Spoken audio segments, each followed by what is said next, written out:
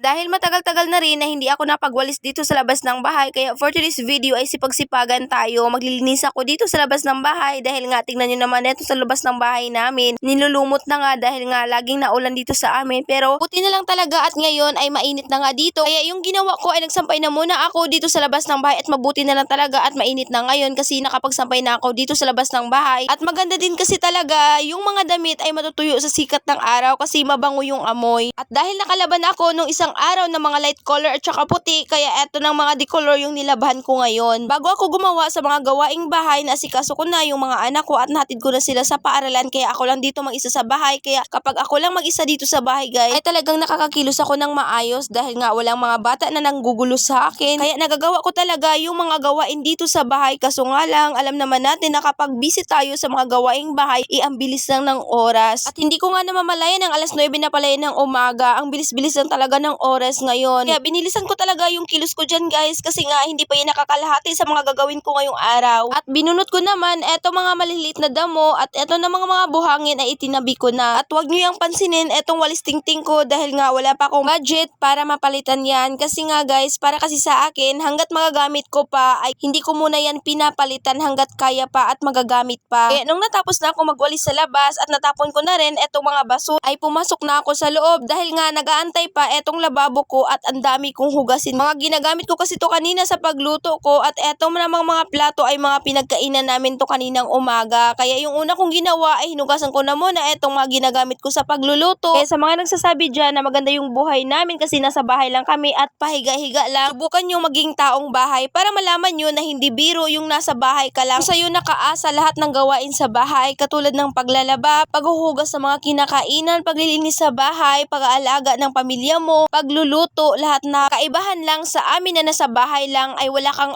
amo na lagi nag-uutos sa'yo at hawak mo ang oras mo, kaya malaya ka kung anong gusto mong oras kumilos or kung kapag tinatamad ka, pwede ka munang maghilata at mamaya mo na gawin yung mga gawaing bahay. Kaya sa mga marites dyan, tigil-tigilan nyo, kakamarites nyo, ang mabuti nyong gawin ay maglinis na lang kayo sa mga bahay nyo at wala naman kayong mapapala, kakamarites nyo dyan, hindi naman kayo makakasahod. Mas mabuti pang ilinis nyo na lang sa bahay nyo yan. O diba, san ka pa? Naglilinis lang sa bahay, nasasali pa yung mga marites dyan, Charis. Anyways, balik na tayo dito sa ginagawa ko. Pagkatapos ko nga pala mahugasan etong mga plato namin, ayan, hinugasan ko na rin etong lababo namin dahil na marami na akong nakita dito na dumi guys at kinakalyo na tong lababo namin. Kaya binabrush ko na etong lababo namin para matanggal naman etong mga kalyo. O diba, pati lababo kinakalyo na rin.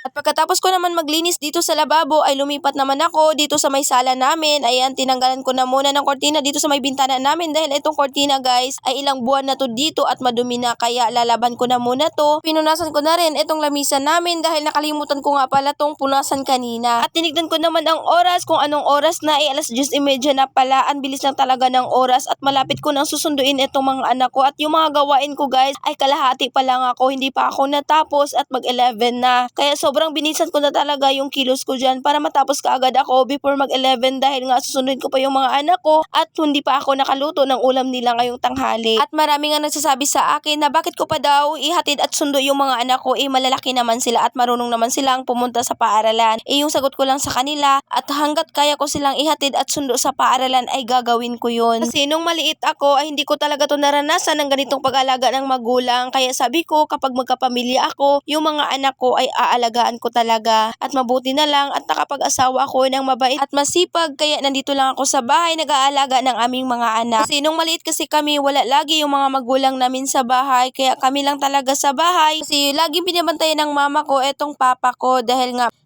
yung papa namin kapag nalalasing ay lapitin ng gulo, kaya lagi dun yung mama ko nakabantay sa kanya. Kapag gabi ay kami lang naiiwan sa bahay at yung bahay pa namin ay butas-butas, kaya natatakot talaga ako kasi nga wala kaming kuryente sa bukid dahil nga nasa bukid kami nakatira at wala pa kaming mga kapitbahay. Yung mga kapitbahay namin ay malayo sila sa bahay namin. Talaga yung bahay namin nasa gitna siya ng tubuhan, pero yung bahay namin ay nadadaanan ng mga kapitbahay namin kapag nauwi sila. Kaya kapag nalaman ko yung mga magulang namin namin ay hindi sila nauwi ng gabi kaya 5 pa lang ng hapon ay naghapunan na kami. Pagkatapos nagsisirado na rin kami ng bahay at yung mga kapatid ko kasi ako lang yung malaki noon ay pinapatulog ko na talaga ng maaga at yung bahay namin dahil nga butas-butas siya. Yung mga butas-butas guys ay nilalagyan ko lang yan ng mga damit para hindi kami makita sa loob kasi alam nyo naman ng mga kwento-kwento kapag nasa bukid ka yung marami daw ang aswang. Natatakot talaga ako noon dahil nga puro kami bata, wala kaming kasamang malaki. At yan lang muna.